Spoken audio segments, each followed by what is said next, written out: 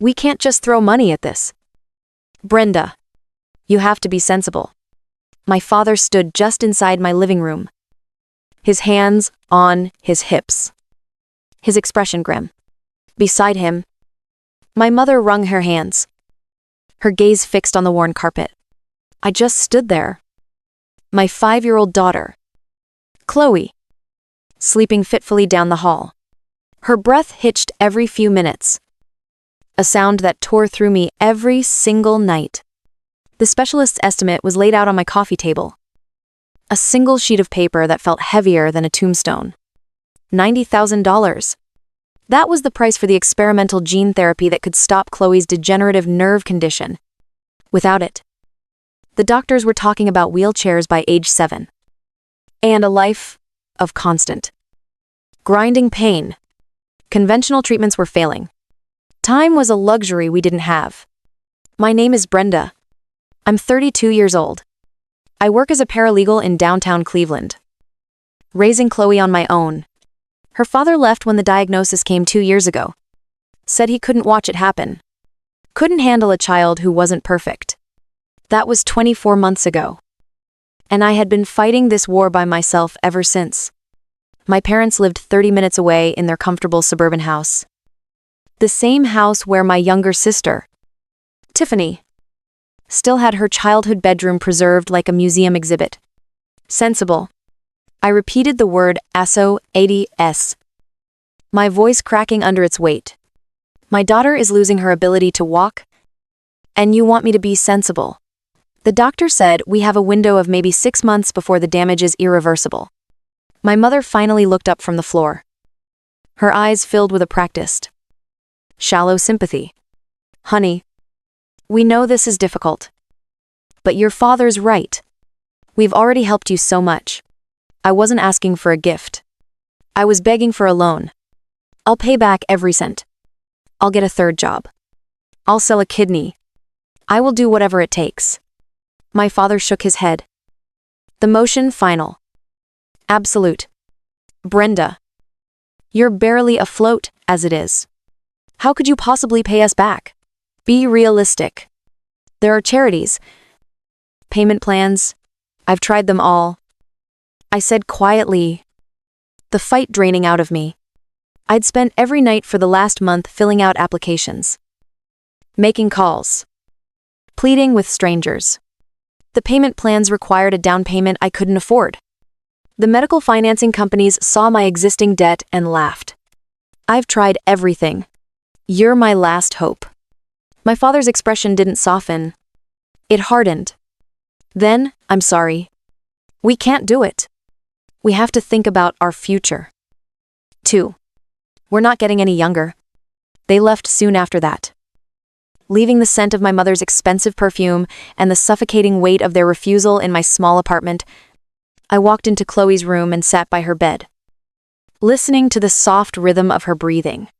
She looked so small, so innocent, completely unaware that her own grandparents had just decided her future wasn't a worthy investment. The next few days were a blur of desperate calls. I reached out to anyone I could think of: aunts, uncles, cousins I hadn't spoken to in a decade. Most offered prayers and platitudes. A few sent small amounts of money. My Aunt Carol sent $200 with a note saying she wished it could be more. I was grateful for every single dollar. But it felt like trying to extinguish a forest fire with a water pistol. 2 weeks later, I was coming home from a 14-hour day at the firm when the call came. It wasn't my mother checking in. It was Tiffany, my younger sister. Her voice was practically singing with excitement. Brenda, you are not going to believe it. Chad proposed. I tried to force some warmth into my voice. A Herculean task when my chest felt like it was filled with cement. That's wonderful. Tiff, congratulations. I know. Right. And Mom and Dad are being, oh my God. They're being incredible. They're paying for the whole wedding. Can you believe it? They said. And I quote, "The sky is the limit." My hand gripped the phone so tightly my knuckles ached. The sky is the limit, totally no budget. Whatever we want. We're thinking of renting a castle in Scotland for the ceremony. Oh, Brenda. It's going to be a fairy tale. A castle. No budget. The words echoed in the silent apartment, mocking the $90,000 piece of paper that represented the absolute, immovable limit of my daughter's sky. Something cold and sharp lodged itself in my heart. A seed of pure, unadulterated rage. The months that followed were a living nightmare. Chloe's condition worsened. Her legs grew weaker. She started falling more often. Each stumble sent a fresh wave of panic through me. I started the crowdfunding page, pouring my heart out, sharing pictures of my beautiful, vibrant daughter. Friends, coworkers, even strangers donated. It was humbling and beautiful. But after a month, we'd only raised $15,000. It wasn't nearly enough. I sold my car and started taking the bus, adding 2 hours to my daily commute. I took on freelance legal transcription work, typing until 3 in the morning. My vision blurring, fueled by cheap instant coffee. I moved us from our 2-bedroom apartment to a tiny 1-bedroom to save on rent. Through it all, the wedding planning continued. A constant, cheerful onslaught. My mother would call, not to ask about Chloe's latest doctor's appointment, but to debate the merits of peonies versus garden roses for the centerpieces. The floral budget alone was $20,000. I knew because she told me. Bragging about the world-renowned florist they'd hired, every dollar amount she mentioned was another twist of the knife. The $5,000 deposit for the photographer could have covered a year of Chloe's physical therapy. The $10,000 custom-made wedding gown could have paid for the specialized leg braces she now needed. I tried to be happy for Tiffany.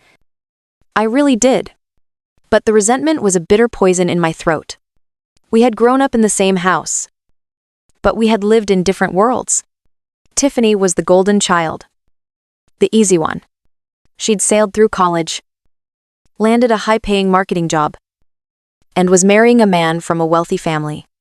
I was the cautionary tale, the one who'd gotten pregnant too young by a man who bolted, the one who chose a practical career instead of a glamorous one, the one with the sick kid. One evening, my father called with an unexpected request. Brenda, with all this wedding planning and Tiffany's new life, my financials have become a complete mess. You're so good with details, so organized. Could you do your old dad a favor and help me get my investment statements and tax documents in order for our accountant? He laughed. A casual, easy sound. I can't make heads or tails of it. And your mother is no help. He thought he was asking for a favor. He thought he was leveraging my competence for his own convenience. He had no idea he was handing me a key to every door he had ever closed in my face. Of course, Dad, I said, my voice perfectly steady. I'd be happy to help. I spent the next weekend at their house, a place I had avoided for months. They set me up in my father's home office, a room paneled in dark wood and smelling of leather and accomplishment. They brought me coffee and praised my diligence while they took calls from the wedding planner. It was surreal. I was surrounded by boxes of their financial life. A decade of bank statements, investment reports, and tax returns. The first day, I found nothing but the picture of comfortable, upper-middle-class success they presented to the world. A healthy retirement portfolio, a mortgage nearly paid off, a few conservative stock holdings. It supported their story. They had money, but maybe not enough to comfortably part with $90,000. But I'm a paralegal. I'm trained to find the things people don't want found. I look for discrepancies, for the single thread that, when pulled, unravels everything. Late on Saturday night, fueled by caffeine and a cold, burning sense of purpose, I found that thread. It was in a dusty box, labeled Old Ventures, tucked away in the back of a closet. Inside were files for a small import-export business my father had started and supposedly shuttered 15 years ago after it failed. He'd always spoken of it as a painful loss. A cautionary tale about the risks of entrepreneurship. It wasn't a failure. It was a masterpiece of deception. It took me hours, cross-referencing names and dates. But the picture that emerged was horrifyingly clear. The business wasn't shuttered, it had been transformed. He'd used it to create a complex web of offshore accounts and shell corporations, registered in places like the Cayman Islands and Panama. For over a decade, he had been systematically hiding income, laundering profits, and evading taxes on a scale that made my stomach churn with a mixture of shock and awe. The numbers were staggering. He wasn't just comfortable. He wasn't just well off. He was a millionaire. Several times over. All of it hidden. All of it undeclared. All of it illegal. I sat there on the floor of his office. The damning documents spread around me. And I finally understood. The $90,000 I had begged for, the sum, that was the difference between my daughter's mobility and a lifetime in a wheelchair. It wasn't a retirement-draining risk for them. It was pocket change. It was less than they were spending on Tiffany's vintage champagne bar for the reception. They hadn't refused to help because they couldn't. They refused because they didn't want to. My daughter's health was an inconvenience. A messy problem they preferred to ignore. One that might draw unwanted attention to their carefully constructed lies. I didn't call them out. Not yet. I calmly packed up the most incriminating documents, making digital copies with my phone. I spent Sunday pretending to finish my work, creating neat folders and summaries of the finances they times thought, times they had. I smiled. I accepted their thanks. I listened to my mother gush about Tiffany's bridal shower plans. And all the while, the evidence was tucked away in my briefcase. A ticking bomb. A week later, I arranged a meeting. I told them it was to go over my findings. They suggested their country club. But I insisted on their house. I wanted to be on their turf when I tore their world down. We sat in their pristine living room, me, my parents, and Tiffany, who was there to discuss the seating chart. My father started by thanking me again for my help. He was beaming, oblivious. So, I began. My voice perfectly calm. I finished organizing your financials, but I found a few things that your regular accountant might have missed. I reached into my briefcase and pulled out a single folder, sliding it across the polished coffee table. This is for you. My father opened it with a confident smile that slowly vanished as he looked at the contents. Inside wasn't a neat summary for his accountant. It was a high-resolution printout of a bank statement from an account at Sovereign Bank and Trust in the Cayman Islands. It showed a current balance of just over $2.3 million. His face went from tan to a pasty, sick-looking white. "What? Where did you get this?" he stammered, looking from the paper to me, his eyes wide with panic.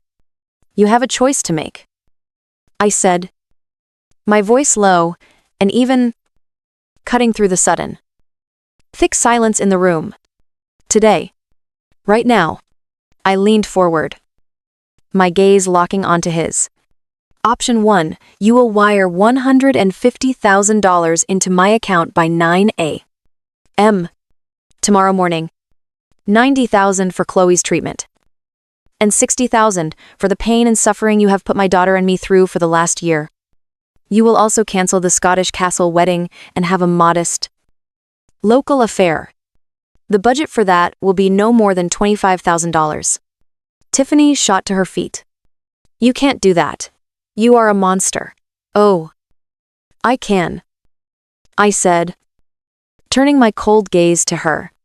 "Because option 2 is this." I pulled a second folder from my briefcase and placed it on the table. This folder contains copies of everything. The shell corporations.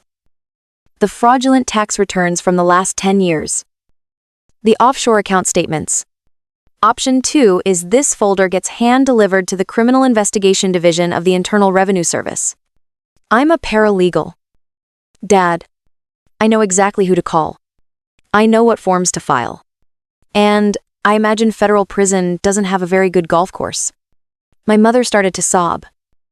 A thin, wailing sound. My father just stared at me, his mouth opening and closing like a fish. He saw no bluff in my eyes. He saw only the icy certainty of a woman with absolutely nothing left to lose. "You're blackmailing us," he whispered, his voice hoarse. "No," I said, standing up. "I'm collecting a debt. You made a business decision months ago that my daughter's future wasn't worth $90,000. I'm just presenting you with a new prospectus. One with a much higher risk if you choose to divest. The choice is yours." The $150,000 was in my account by 8:47 the next morning. Tiffany's destination, fairy tale wedding, was cancelled. They were married 3 months later at the local country club, in a ceremony my mother later described to a relative as tasteful but simple.